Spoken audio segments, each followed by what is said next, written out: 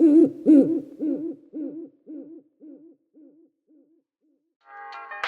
do you define creativity? I have no idea what I'm doing, but I know I'm doing it really, really well. So yeah, I don't know if you've heard any of the podcast before or if you're an avid listener.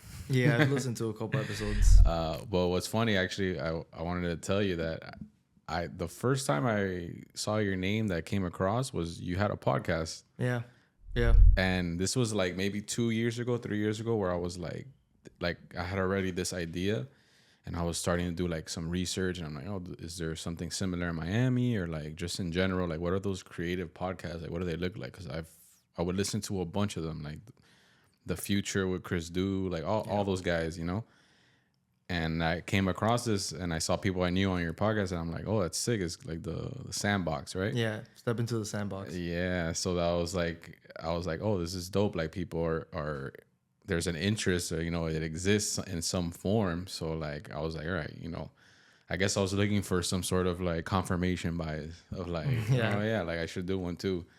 So I'm glad I have you on because, you know, you had your own podcast, or you have your own podcast. So it's dope to like, I think I'm excited for this conversation because we're in a similar space and like we're into similar things. And I think like we were just doing downstairs, we're going to nerd out a lot. Yeah, yeah. So I love those type of episodes. But I do always love to ask my guests, like, you know, how they would introduce themselves to me if we just met. I mean, the way I like to describe myself is just a purebred Miamian. You know, I'm really passionate about building Miami's creative culture. I'm a designer by trade, but I'm really open to different fields in the industry of design. So whether it's graphic, now I'm looking at experiential, interior. How do you bring a space to life with design? And I've worked heavily on brands, and my experience really has been kind of honed in on the food and beverage industry. So right down the road is Lincoln's Beard, which was one of the first clients that I worked on when I was a partner at an agency. And we were really the first agency that helped them get off the ground. It was really about understanding, the local neighborhood and finding a way to like bring creativity to amplify their personality and who they are, and find a way to like make them a little bit different. But I'm just a creative at heart. I messed around with Photoshop back in high school, and that carried into college. And then once I graduated, I was like, can I do this for a living? And I found ways to continually integrate design into my work. So, Well, what's your name? oh, my name is David, David Verjano. Yeah. David Verjano, born and raised here in Miami. And right now I started my own creative studio. It's called Verjano. And both my parents are Cuban background, as many of us here. But born and raised here. And I went to school in Hialeah, actually, all through grade school. So I have a lot of family and friends over there. But I kind of grew up in Kendall. My mom just happened to work down that way, so I have kind of like a dual life of like Right. Kendall and Hialeah. I love that, bro, because I feel like everybody here kind of has a shared, like, we have our own creative journey skills, but like almost at the core is like we're trying to just rep Miami, the culture, the cultura, plug. For sure. So I think that's super cool how like I've seen on like your Instagram and your work, you kind of like blend your interest and into like your work, your design, and it shows like the basketball court stuff, like the Miami Heat stuff, like you're trying to pull from all your interest.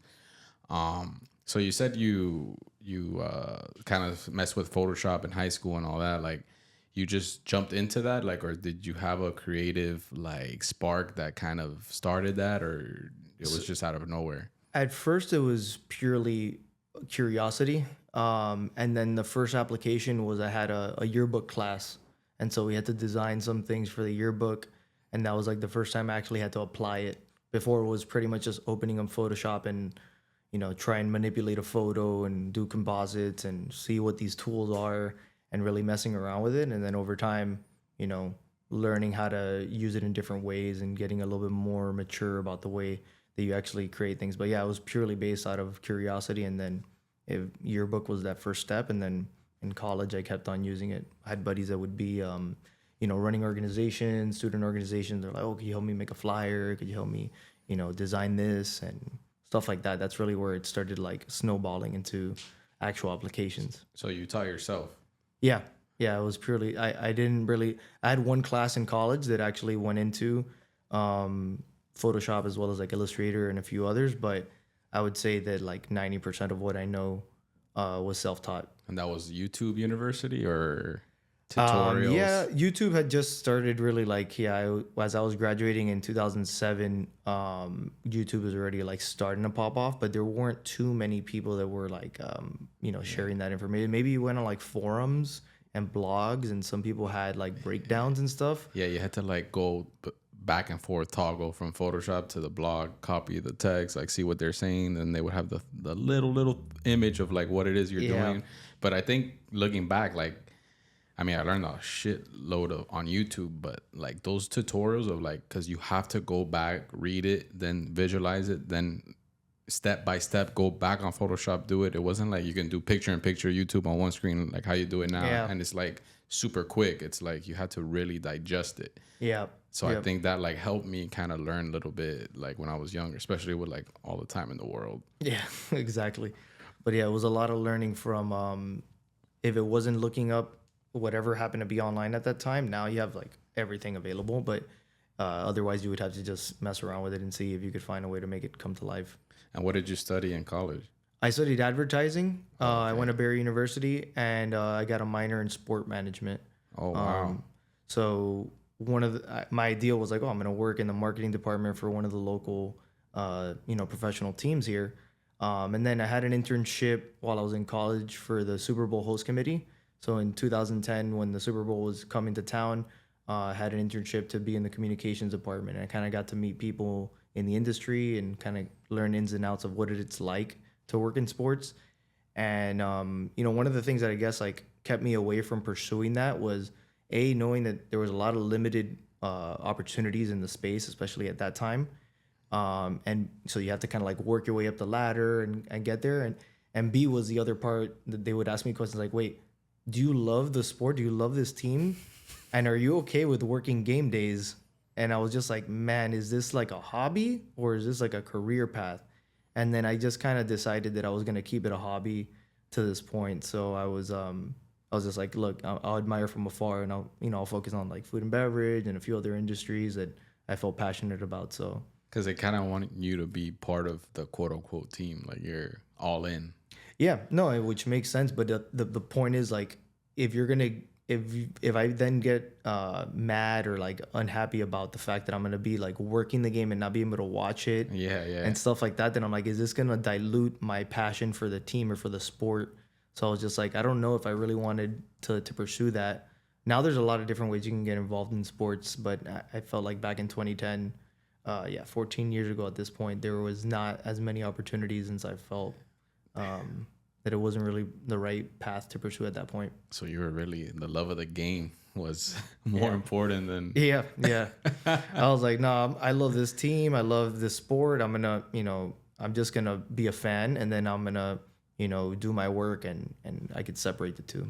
Yeah. And especially like now and with today's technology and like the social media age we live in, it's like, man, you could be passionate about all these things and like indirectly or directly work with them or, pitch them something or, come up with something dope like you did, like the Miami Heat, the Samurai, like your take on that, like with the AI, like that was sick. And like, that's probably something you had never been able to do if you worked for them.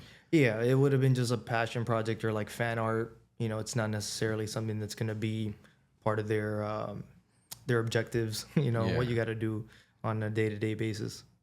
So when you got out of college, did you like immediately kind of work freelance by yourself, or did you had an internship and then you became part of like a bigger company, or how did that? So I had 2 internships while I was in college. One was at the Super Bowl host committee, and then I had another one at a traditional agency.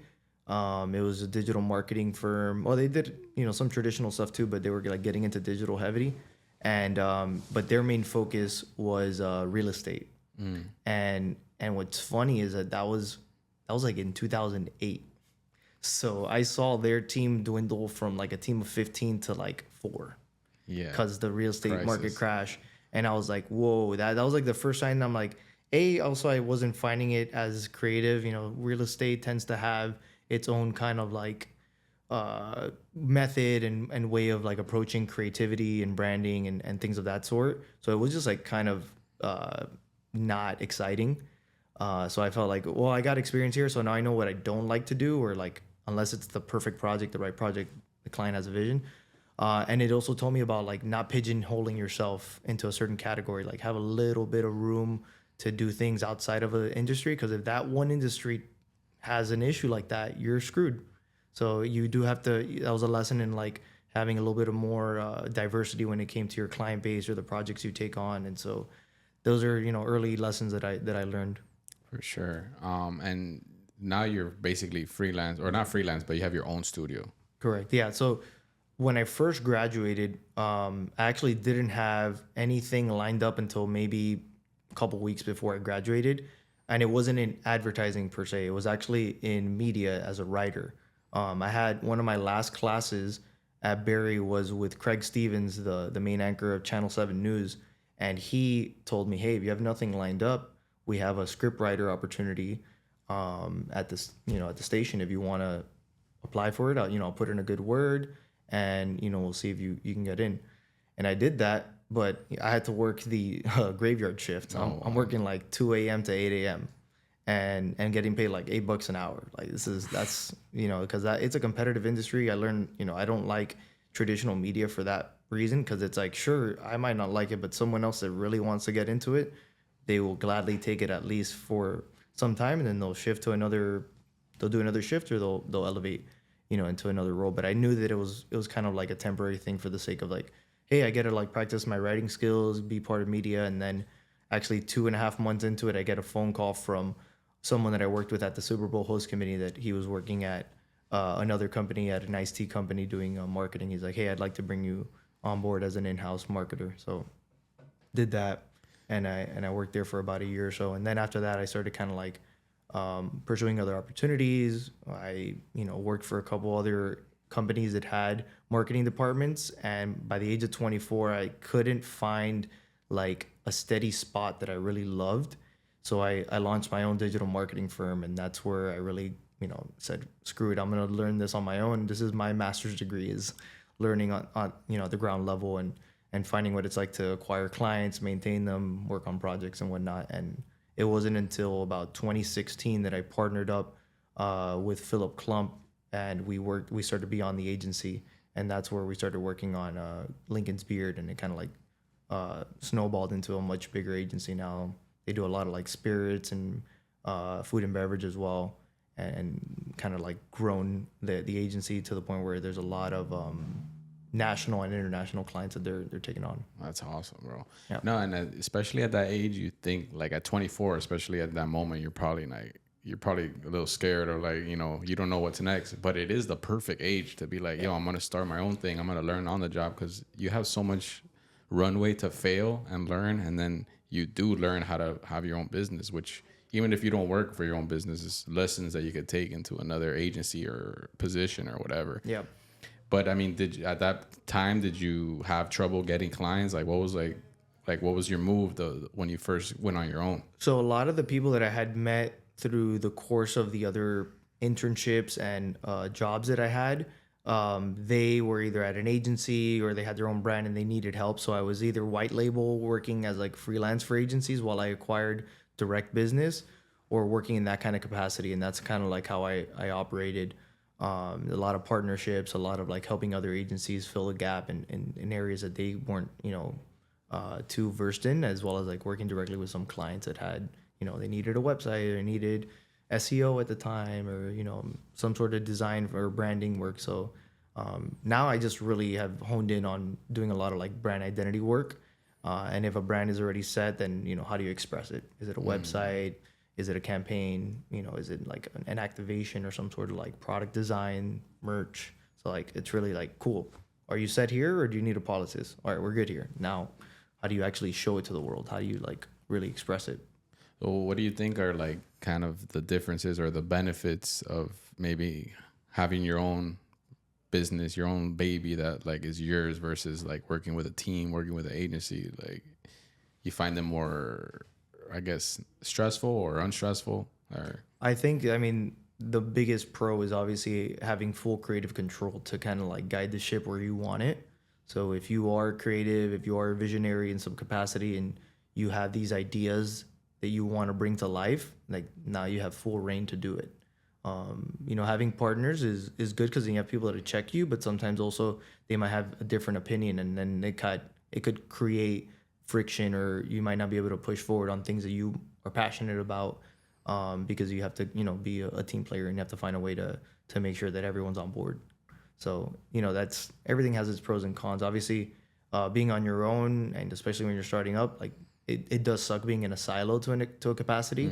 But I feel fortunate and confident that I've learned to and met so many different local creatives and people in the industry that whenever the right project comes across, I know exactly who to tap into.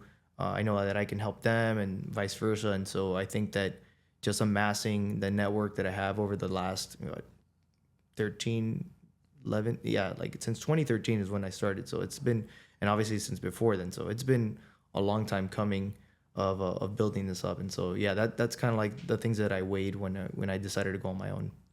yeah, and I think it's interesting the way you said it because I kind of started to shift my mind like that the last couple of years where it's like, yeah, you're on your own and you're doing your own thing. But when, like you said, projects come along that people that would fit to help you bring this to life, you kind of, which is kind of perfect. You get like that group collaboration, but for just this one thing that everyone fits. Yeah.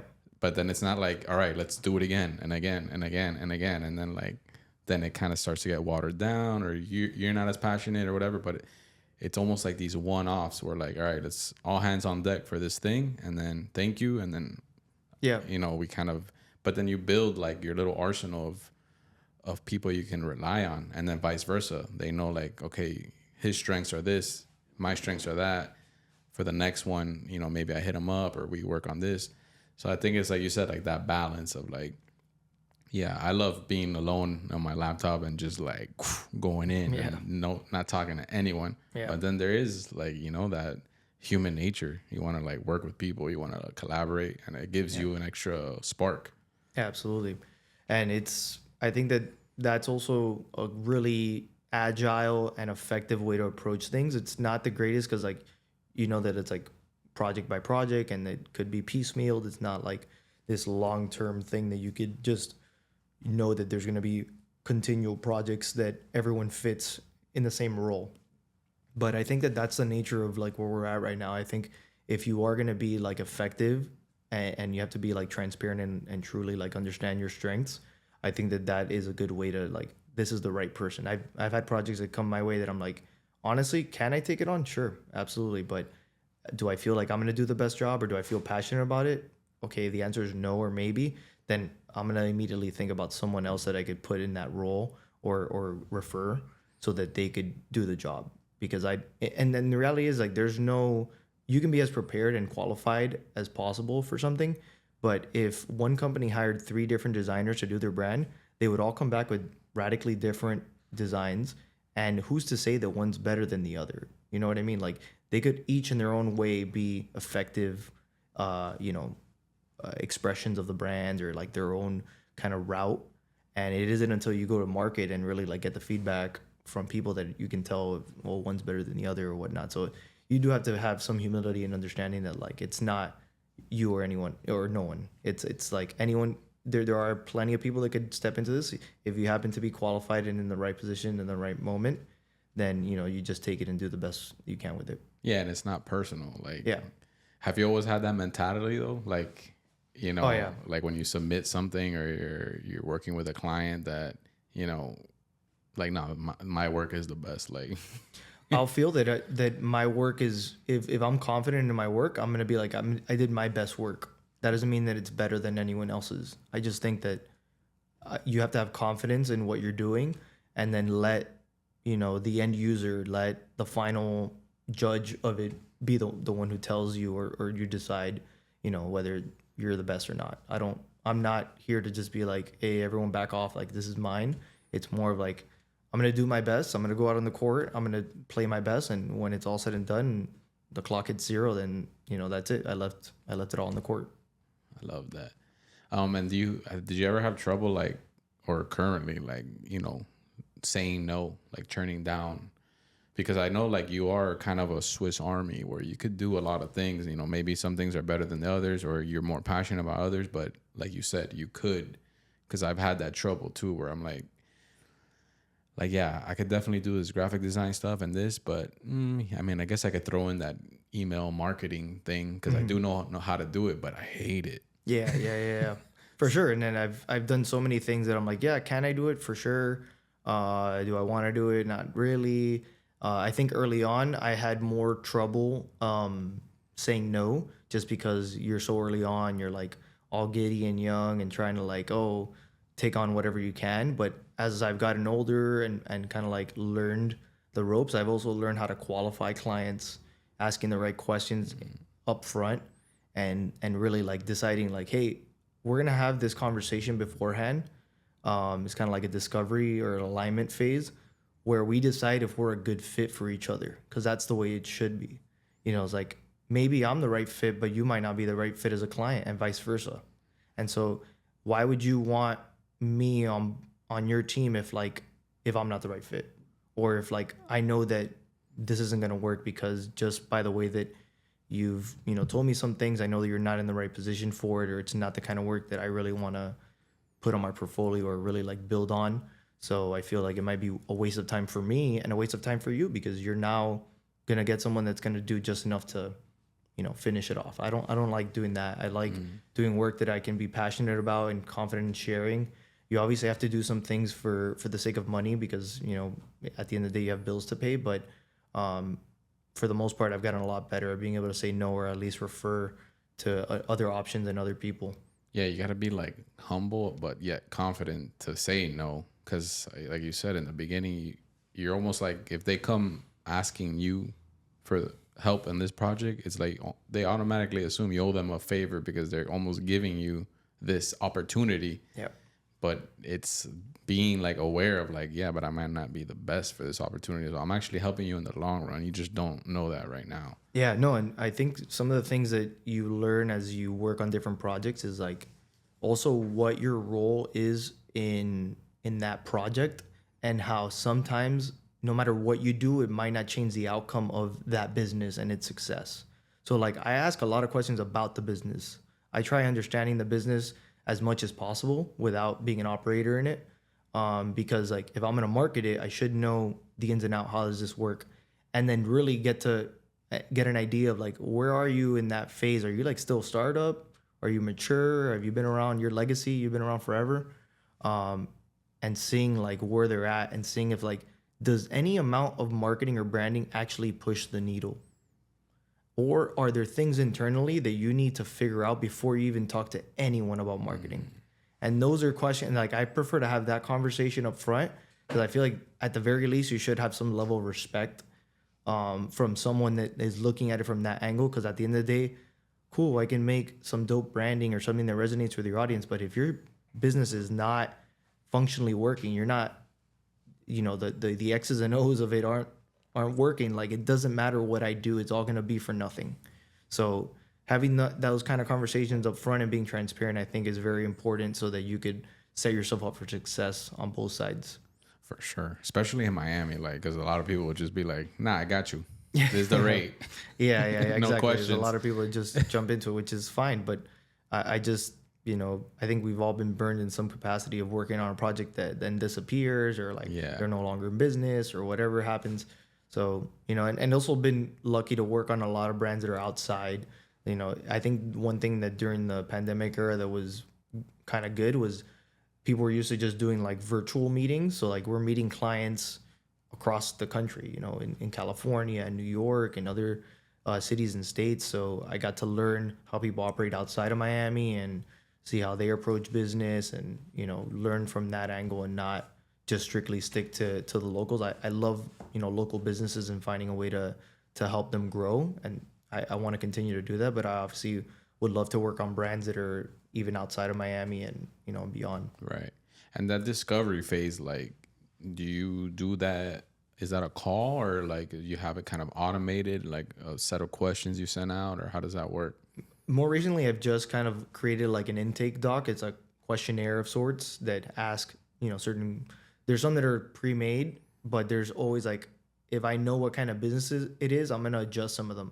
If one's a service business or membership based versus like a product business, I'm going to adjust some of those things. And if they've told me already, like, we're looking for a website versus not, then I'll remove or add some. So there are questions that, you know, I've asked in the past, and I just kind of adjusted based on what I do know about the project. It's just to like kind of gather information and get as much as possible, and then move into that next phase of like deciding, all right, what's the scope here? What is the nature of this engagement we're going to get into? And Yeah, because I've heard like different takes. People say, "Oh, like that's a waste of time," or you know. But I guess it depends the type of business you're trying to run, like the scope of the work you're trying to do. Because if you're kind of just delivering the deliverables or whatever, maybe you don't need those calls or those meetings. But if it's something that like the branding, the marketing, you need to understand. Like, yeah, I the way I've kind of learned it is, to me, that also becomes a disqualifier if a client is very not willing to set aside 15-20 minutes to like answer questions about their business. I'm like, then maybe I'm not the right fit for you. Because like, if we are going to be, I want to be a partner, not a vendor. Like, I don't want to be just someone that you're just going to swap out because you think that this is like something that's replaceable easily. Like, yes, I've said it and I'll continue to say it. There's plenty of designers out there and there's plenty of people that can do this. But if you actually want long-term success and want someone that's going to be there and not have to be swapping out designers and agencies every 3 to 6 months, then take some time and have a conversation and really like get on the same page. damn, that's a fire bar. Partner, not a vendor. Yeah. I might use that one. Yeah. I mean, that's all at some capacity, you want that. You want, even if it's project to project basis, maybe they come back, you know, a year from now and they hit you up again, but they look at you that way as opposed to like one and done and never talk to you again. Yeah, especially if you're older, like you want to be literally a part of it. Like you don't want to just, yeah, okay, I got you, and then you're kind of detached, and then you're not putting the effort that you would if you felt like you had some skin in the game, I guess you could say. Yeah. So we were talking earlier about like all the different kind of things we've been exploring, and I was telling you about we were talking about the basketball courts and the AI. Like, how did you kind of come up with that concept of using AI, leveraging that technology to like now? When I first saw you post that, I was like, where are these courts at, man? This is crazy. Like, how come I've never heard of these basketball courts? Like, they must be in another country. And then I read the caption. I'm like, oh, he made this with, you know, his technology. Yeah. That was inspired by just learning and being curious about architecture, studying a lot of mid-century work like Frank Lloyd Wright, Alfred Browning Parker, locally, like, you know, the Saucer, the whole Hard Rock Cafe that's now I think a black market in Bayside. He created that. He has a bunch of work in the Grove and other places, and so he kind of like took the knowledge and the kind of like discipline that people like Frank Lloyd Wright created and applied it to a different environment, a different climate like South Florida. And so I was just like, oh, I've never really seen the intersection of like basketball and design in this way, and I'm starting to see some artists and some creatives kind of like dabble with this. So I felt like it's an interesting exercise to see. I mean, you know, dream idea would be to be able to build some sort of like basketball court, even if it's a half court, at my house. And the house that we're renovating right now has very much mid-century. It was built in 1961.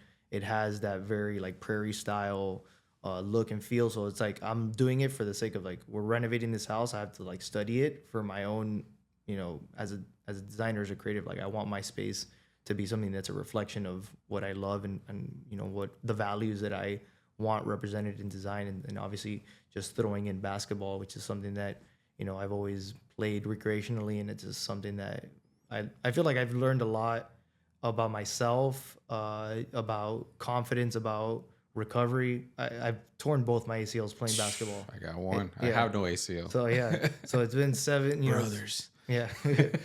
And each time doing the recovery, doing the surgery, and coming back, and I feel like those are the tests that truly said like I can actually do this. Like if I was literally on a bed and I had to wake up to a machine moving my leg, and I came back to completely going back to playing the game, which I could still play to this day. I just do it more, occasionally, not as often. And so I think that to me is why it's so close to home, because it is truly a part of my personality, and just watching it as well as a spectator. So both playing and watching it is just, part of my life. I love that, bro. Like I love talking about finding out people's interests and then how they connect it with their work. And then I think that shit is the coolest because it kind of like when you love basketball, but obviously you're not gonna play in the NBA or you didn't play college, but then you're passionate about design and then you're able to merge the two. It's like you see that bleed through because it's like you love basketball, so like it's different than working on something that maybe like you're still gonna be passionate about, but it's for someone else, or it's something that's not like basketball. Yep. You probably put like 4 extra hours a day, or like stay up till 4 in the morning because you want to get that sunlight hitting the court exactly because you're just like balls deep in it. Yeah. No pun intended. Yeah. But I love when like people kind of intersect all their interests, and then it's like your work life balance, but there is no. It's like one world. So Yeah. I've been like super getting into that, and I've been following people that are like kind of doing that a lot more. So that was actually one of the questions I had. You've been posting kind of more of that type of stuff. It's like your interests, like but using your skills. Like, do you think it's somewhat of your personal brand? Like people are getting to know you. Like, do you think that's important to like put out there more, even for your business, like as a studio, as a designer? Absolutely. I think that's the only thing you can own. Like that is your personality, the things you grew up on, your traditions, your culture, your upbringing. Those are all what make you you.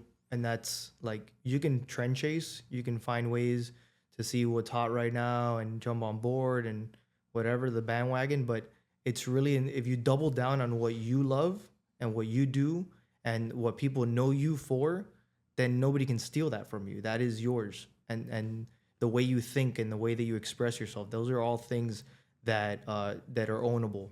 Whereas like if you just do what's hot right now, then that's cool. But then let's talk in 2 years and see if that's still hot. And then now you're a different person to the world, right? You're like a different person online all the time. And so I think it's important to you evolve. There's no doubt that like things your taste can adapt and change. But instead of going away from that, I'm gonna double down on it because I feel that that's what's gonna make me happy. And hopefully it leads to work. It attracts work that is more like that, and people seek you out for that, because that's definitely one thing that I've noticed. Like whether you're an artist or creative, like at some capacity, people see your work and they say, I want something like that. I want at least the thinking or, that kind of like creative spark that led to that work. Yeah, no one's better at being you than you. Yeah.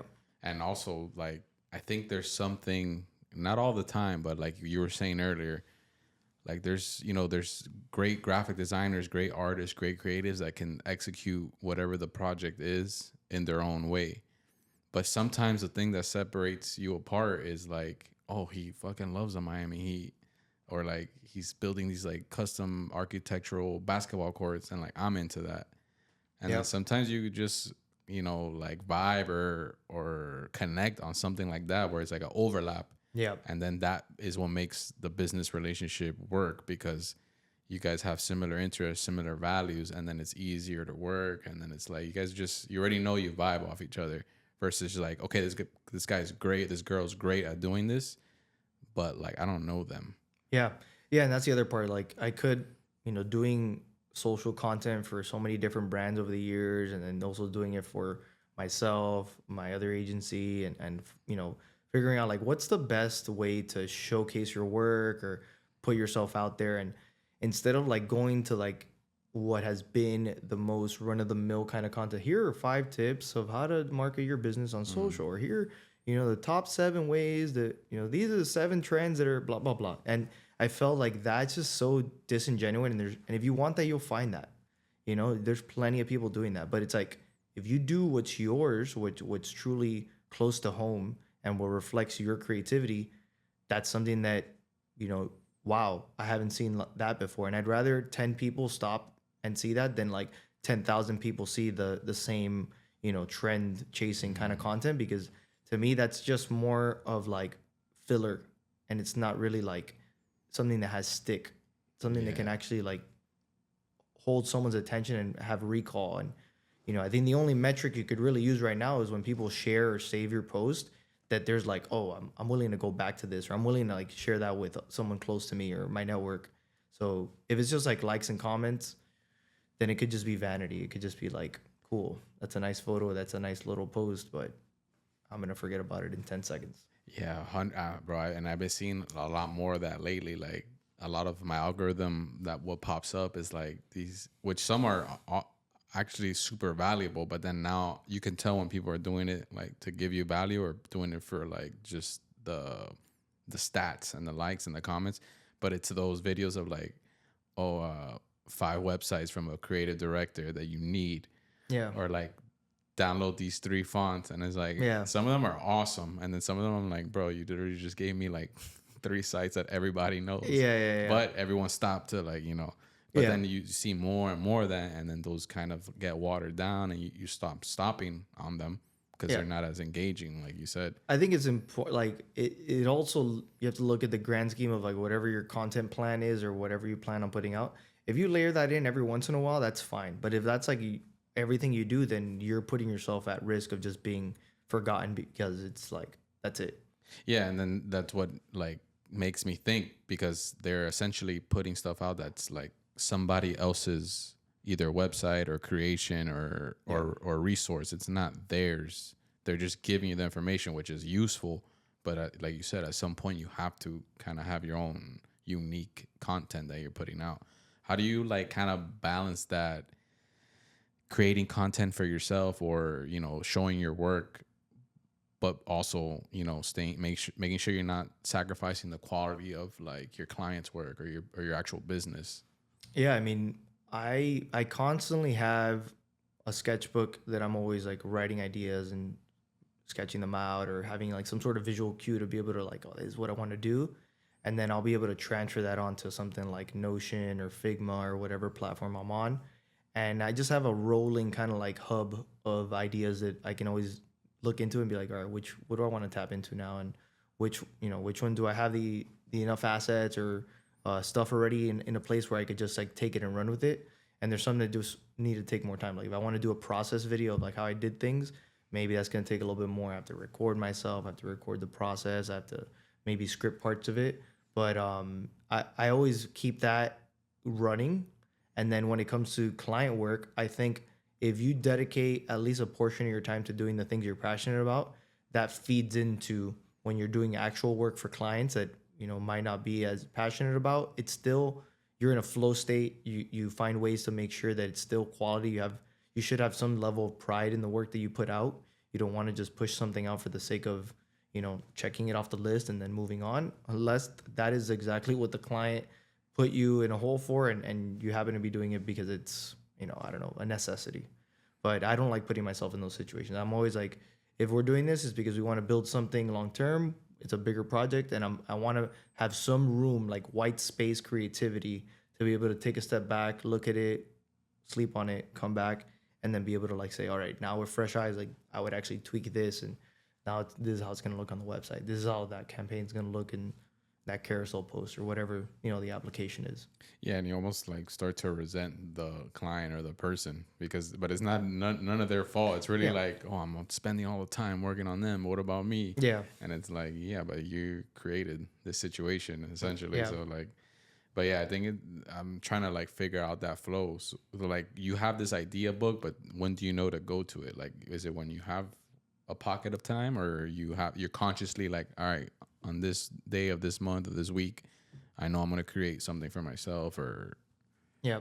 One thing that I kind of picked up right before the pandemic was the concept of bullet journaling, and having that like weekly planners that you write out what your goals are for that week, what you want to accomplish, your habit tracker, like, are you working out, are you eating healthy, are you meditating, whatever you can set for yourself.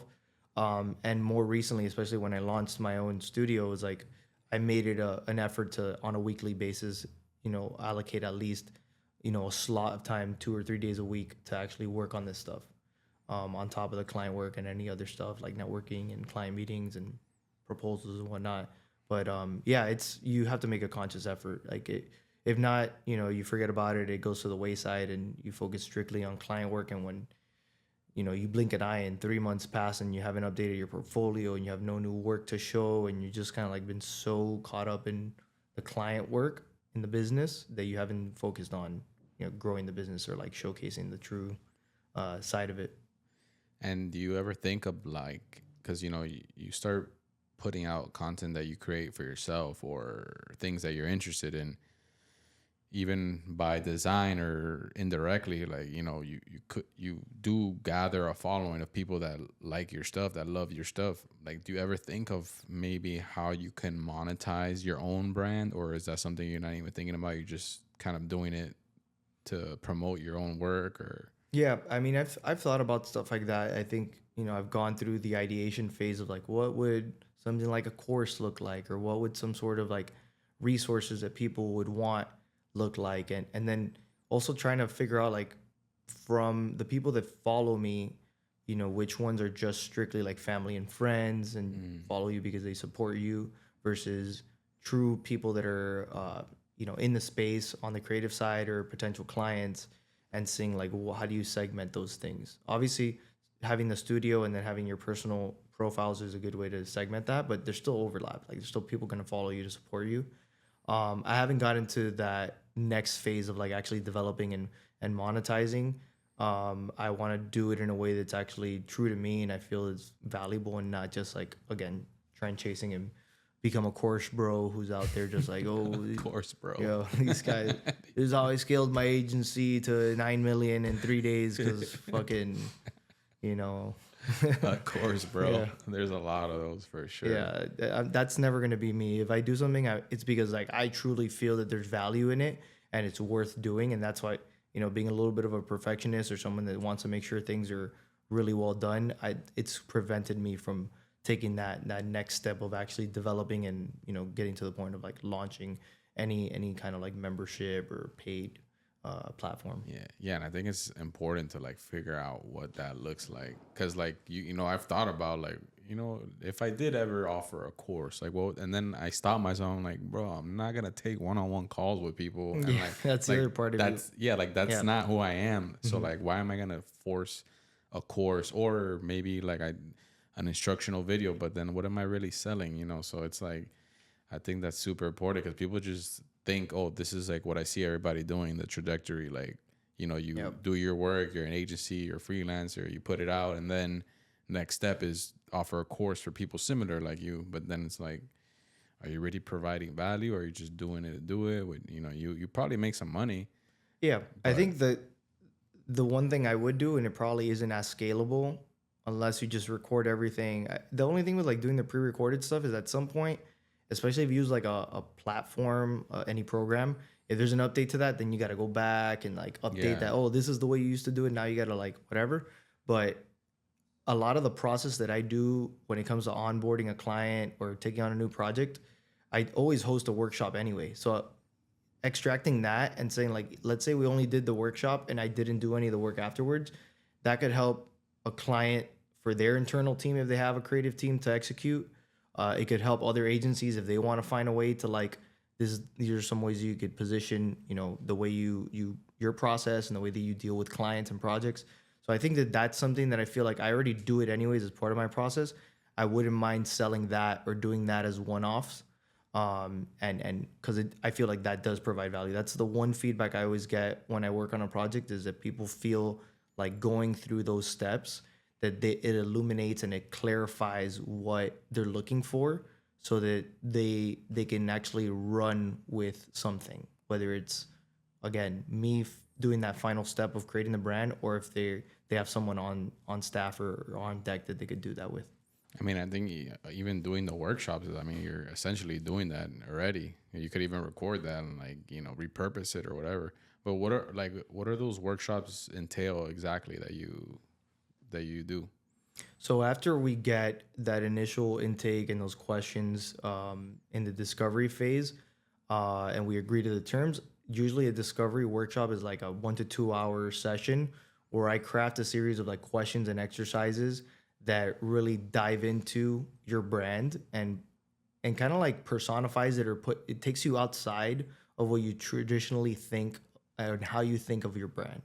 And for instance, one category that I go through is called more like this or that.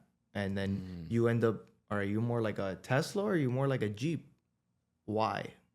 Oh, because Tesla is modern and it's now no, I like Jeep because of the community it's built and the customizability and okay, cool. And then and I make them say like you don't have to be 100% one way or the other, but at least leaning one way or the other so that we know where you fall on the spectrum, and it really starts crafting buckets of like, okay, these are areas that we can explore. From there is where we're able to like get this information. Like another one that we usually ask, if two brands had a baby and your brand was the child, who would those two brands be? If your brand was a celebrity, who would it be and why? And the good thing also is you could take those as deep as you want, or you could take a step back. If you took it deeper, you would probably ask, like, let's say, what's your spirit animal? But before that, you probably want to ask, once you know their competitors in those initial questions, you say, these three competitors, what animals would each of them be? And after they label those animals, then they say, what animal would you be? Because now you have to say, you're looking at a competitive landscape. Who are you at that table? And how do you differentiate? If you already called that one a lion and you're going to say a lion, so you're saying two people are lions at this table, and how is the consumer going to differentiate you from them? And then you ask questions like, are you trying to fit in or are you trying to stand out? Like where do you fall on the spectrum of your comfort level of where you want to take this? So questions like that really dive deeper. Other attribute questions like, the community, the culture, your voice, how do you speak? How do you not speak? So we are this, we're not that. So you find ways to like really have things that truly can distinguish the brand. And from there is where I take it and do what they call like stylescapes. It's like mood boards on steroids. You go and you craft everything from images, graphics, typography, color palettes, all of that combined into kind of like a visual stylescape to look at like, this is the direction, usually three of them, of where your brand can go. And then you can say like, based on everything we spoke, these are the three directions I think that you can take the brand. Which one do you feel resonates the most with you? And they usually pick one, but sometimes there could be like a hybrid where I still like, elements of this. And then we'll find a way to like either consolidate or, make a hybrid version and say, okay, cool. So here's where we are. All right, we passed this phase of the project. Now we can get into actual like execution and design based on this direction. So it's like getting buy-in and feedback every step of the way. Whereas back in the day when I just have some questions and like, cool, and go into a room and design for like a week or two and come back and then hopefully they're not shocked. Like, and you want to do is prevent that grand reveal. You want there to be like, you've seen where we're going. Yeah. You're buying. This is your brand. Like, don't hand it off to someone else and then be like, make me art. And then you come back and you have no idea what the art's going to look like. And then you're pissed off because there was no true communication. So that's what I've learned in, building and refining the process over time that has helped make brands and individuals feel very confident in the direction it's going because they saw from start to finish, like they're directly involved. I think that that's why that going back to your question of like, oh, they don't want to answer some questions. I'm like, this isn't my business. This is your business. Why are you not as invested? I'm trying to find myself a way to get more invested in yours so that we can do this together.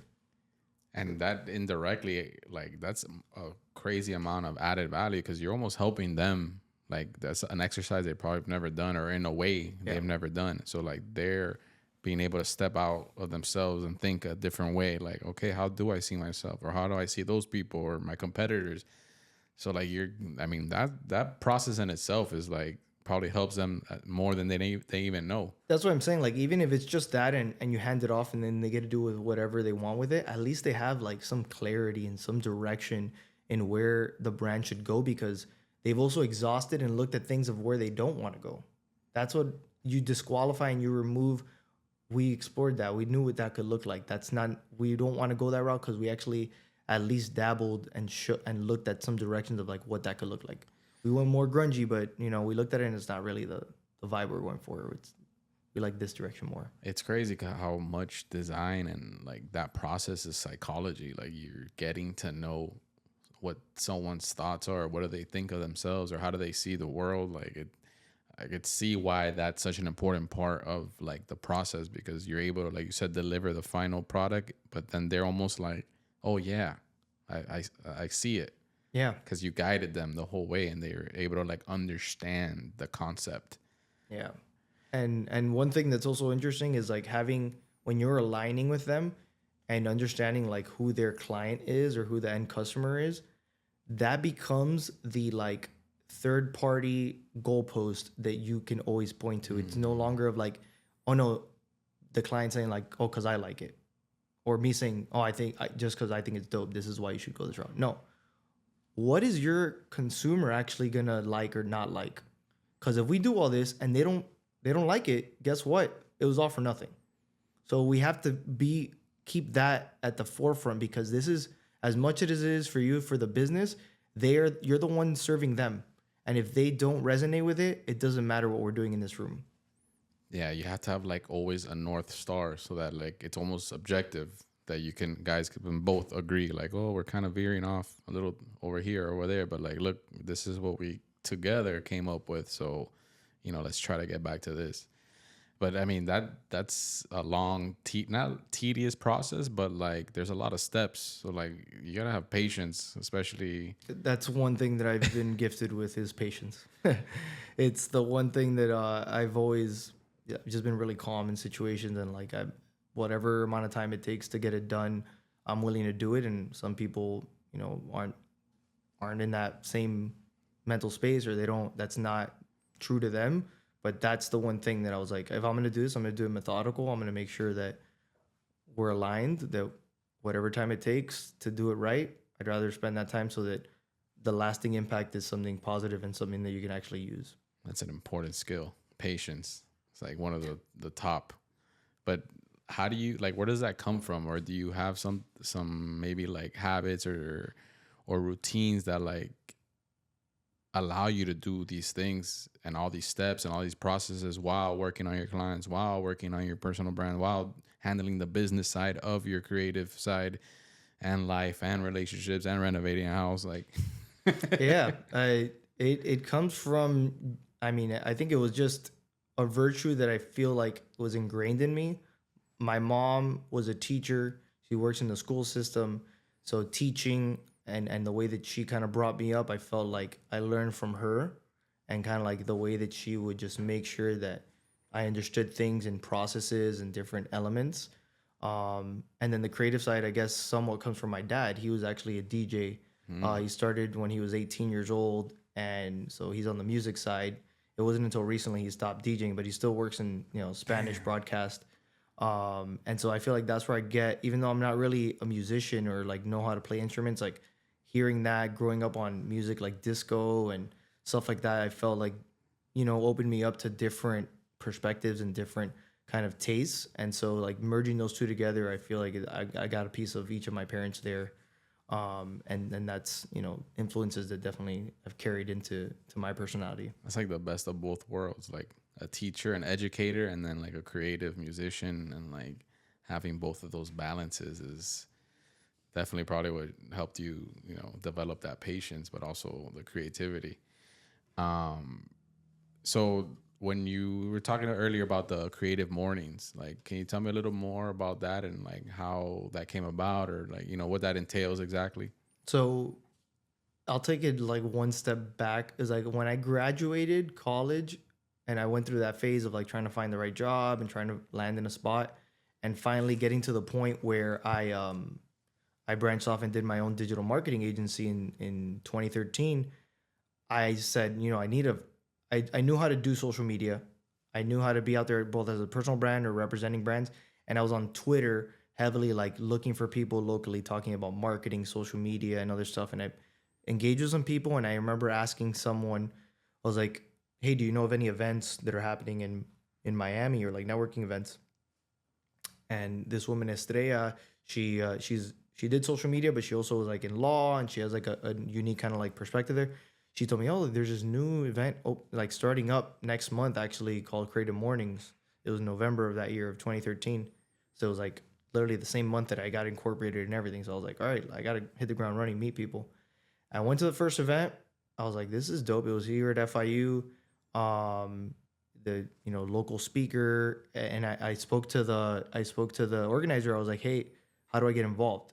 And ever since then, I've been a volunteer and just involved. And more recently, I became the host of it just by being nature the one that stuck around the longest and been the most involved. And so now, we host it on a monthly basis. It's a global organization, first and foremost. And there's chapters all over the world, like over 230 at this point. And the thread that ties it all together is that it happens once a month on a Friday morning, free of charge. It's like a breakfast lecture series, right? People come, local creatives, they get to hear from a local speaker that is creative in their own space at a local venue that, could be entertainment or creative in their own right. And the whole purpose is to really gather creatives and cross-pollinate. Like we've had speakers that are biomedical engineers, playwrights and artists, musicians, everything in between, people that are in technology and finding ways how they create music using, different technologies. Like it's really about highlighting the full spectrum of creativity. And I mean, for me also, it's close to home because I ended up meeting my wife at Creative Mornings. I already was like friends, meeting people on Twitter, like I said. Then I met her at one event. And then I went to the second event, and funny enough, I didn't realize like I met her dad that day because the speaker that day was like this incredible inventor. This guy's Dr. William Murphy Jr. He was like 93 at the time, but he still drove like a Jeep from the 90s by himself. You look this guy up. This guy, he created like the patent for like a better version of the pacemaker. Wow. He invented the overhead projector. Wow. OG. And like he's like legit genius when he was like, he took like a couple summers where he's like, I'm just gonna learn about locomotives. Dude fucking was like on trains, learning how they work, like all this stuff. Crazy amount of medical patents now, like generational inventor and stuff like that. And he worked, my father-in-law worked with him at another company. I was like, he considered him a mentor. So I was like, little did I know that I would be meeting my wife, my father-in-law, and other people that I, have stayed friends with and collaborated with over the years. So to me, it's close to home because of that. And so I always want to make sure that there's a way to highlight the creative community here. And going back to the podcast, the reason why I started that is that during the pandemic, most chapters went on like somewhat of a hiatus.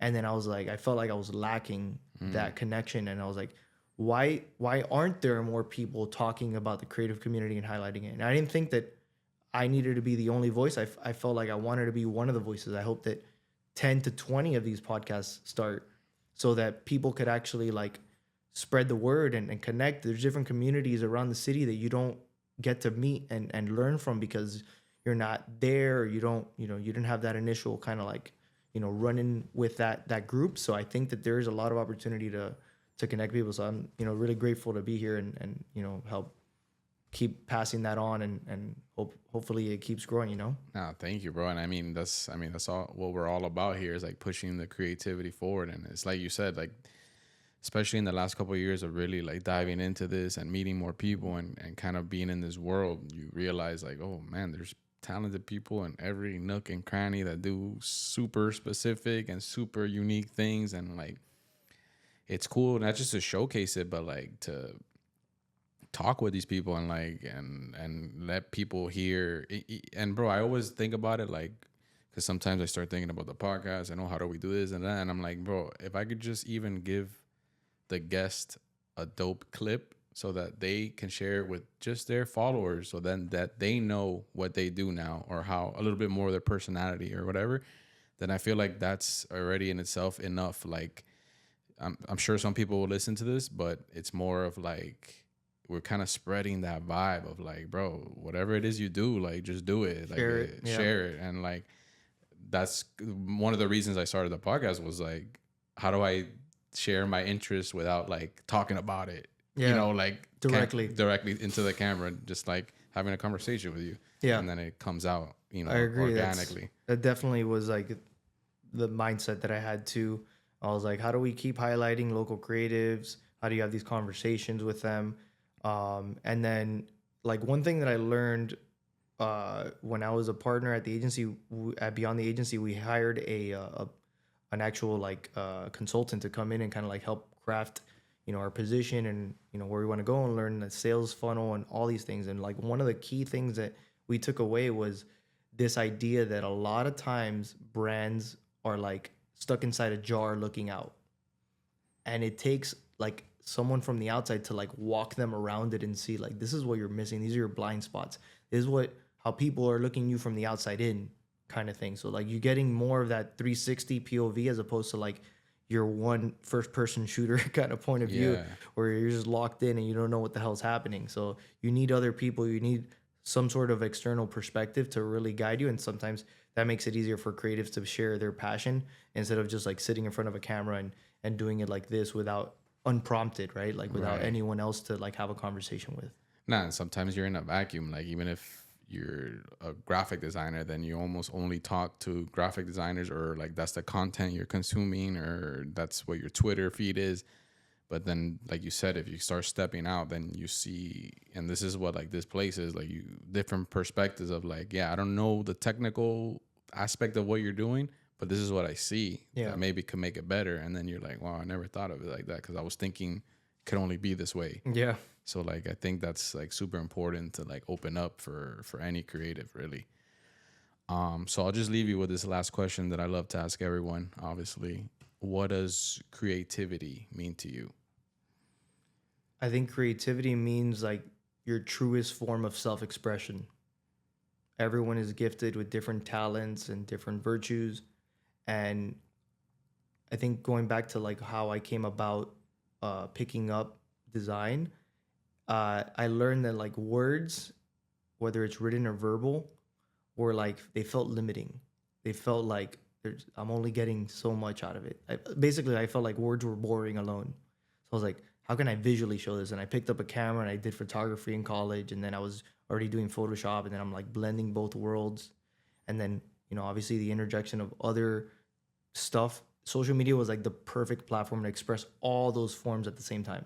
You're writing captions, you're sharing videos, your photos, graphics, you're connecting with people, you're re-engaging. So it's like, I think for me, creativity is the truest form of expression for me, which was words alone are boring. How can I show you? How can I do and I show more than I just say. Many times I'd rather lead with my action than just, talk about it for 10 hours and then go do it. I'd rather do my work, and then if you want to have a conversation about how we got here, then we do it. I love that, bro. Well, yo, thank you for coming through. Thank you, man. Make sure to plug any of your social medias, your agency, your personal page. So Verjano Studio is our handle on Instagram and most of the channels, and my personal brand is just David J. Verjano. My dad is also named David because we were born on the same day. So I'm number 2. And, you can follow me on those platforms. You can look me up, and I'm pretty much on most of them. Awesome, bro. Well, yo, appreciate you coming through. Thank you again. And yeah, man, we're going to chop it up now. Some creativity vibes. For sure, man.